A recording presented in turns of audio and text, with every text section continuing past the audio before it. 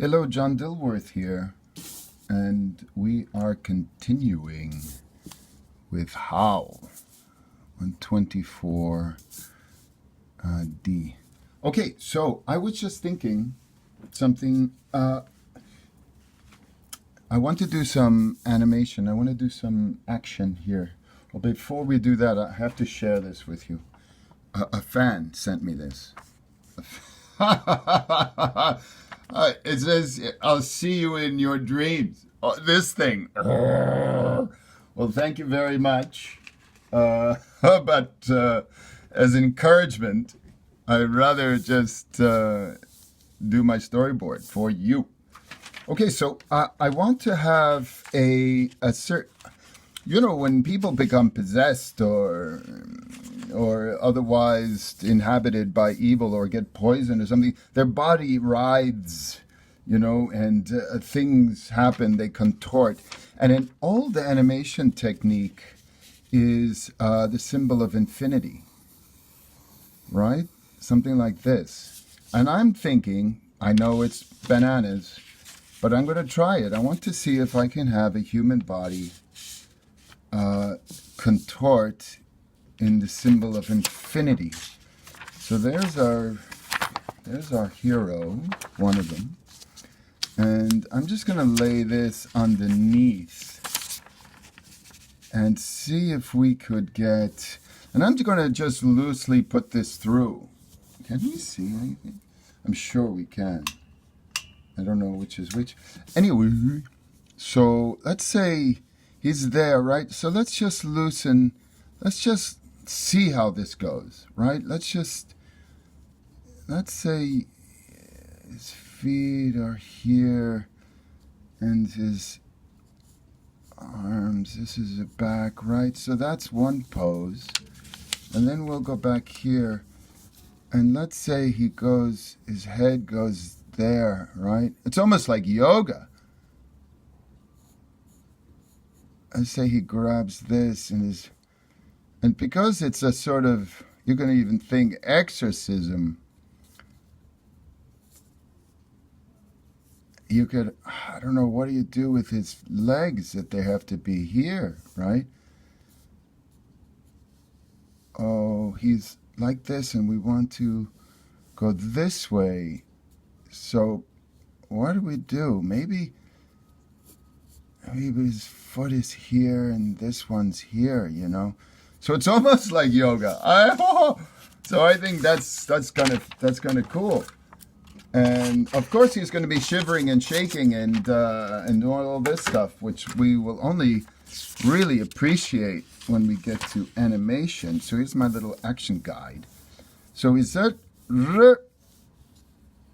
And then he's got to go backwards, right? And let's say his head goes there, and then his hands were here, right? And now he can get both his feet down, but let's add a variation. One foot breaks off just for variation, so it's not so boring. And these are just blocked. We're going to get into this.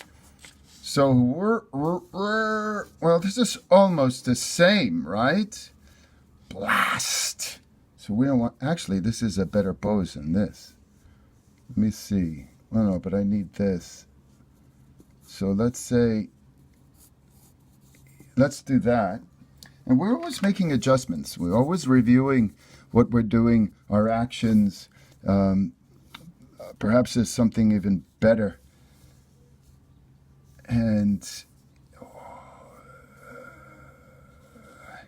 I gotta think this through, it's not easy. Hold on. And then he's gotta go backwards, right? To go back here.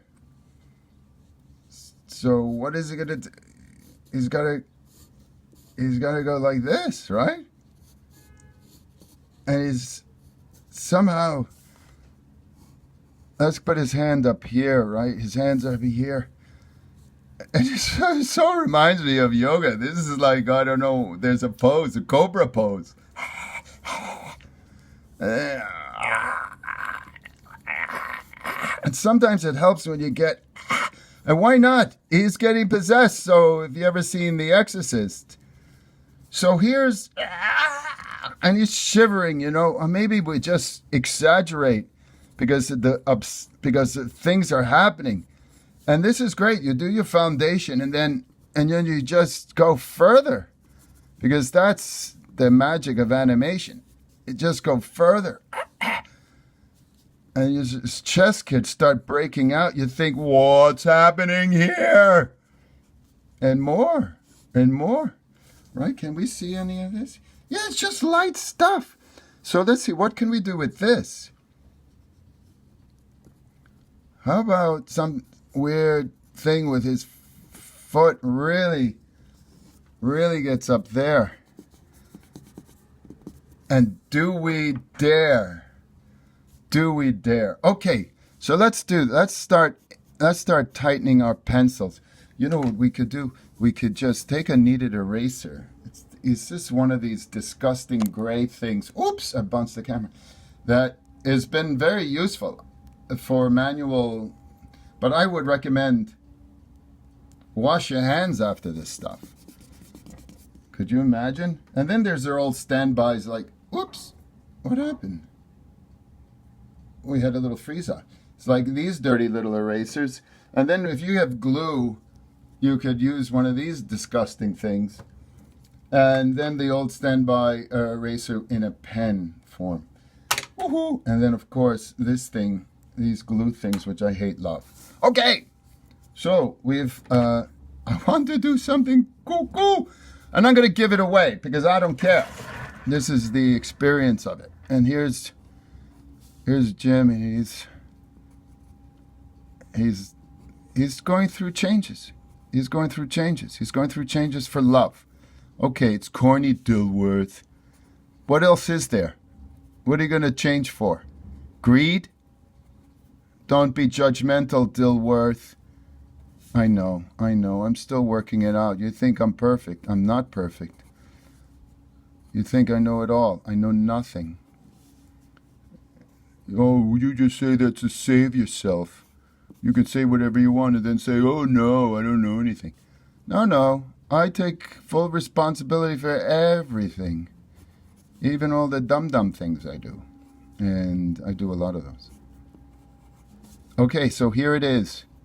What does it have to do with animation? Nothing. We're going back to animation. Now, back to our animated programming. Okay, so here it is. Look at this. Things are happening. Oh my gosh, his body's changing. Oh yeah, what I was saying. It's helpful when you do your own sound effects as you're in any process of the animation. It sort of gets the juices going. You start connecting to things that are beyond our observational senses. There's all sorts of things going on. And we have no way of knowing how or why or what. I was just thinking about this idea of how swans mate. They start fighting. They don't know what they're doing. They don't have any idea what nature's got designed for them. So they start fighting, right? And then they make love. Oh my goodness. Remind you of anybody?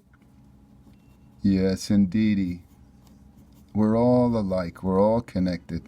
That's what I'm learning. So here's this. And you're doing it's almost like animation. Here's his hand back here. And he's on the ground. This is same action. SAs generally use the same action because I have the background there. So here's this amazing thing. What time is it? Oh my God, it's almost 10 minutes. Okay, well, you get the point. You see how these things happen?